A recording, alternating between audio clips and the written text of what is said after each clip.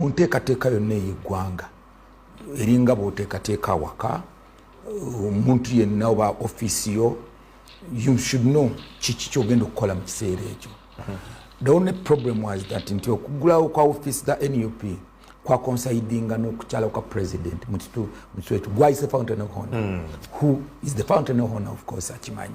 Kakati nga DPC n'asaba n'agamba olw'okusinziira nti National Unity Platform is a big party, who is also a big chairman, their chairman of the National Unity Platform. Then we also have the president and the chairman of the National Resistance Movement in the same area. Katube tusaba bano bakole enkeera. President ajja olwaleero bano bakole enkeera.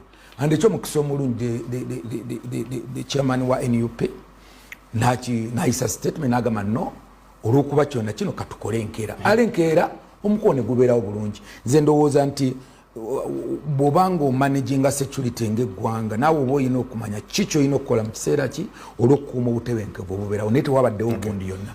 Ekisembayo mu kino neewuunyiza nnyo okuba nti Waiswa National Resistance Movement teyagiyise.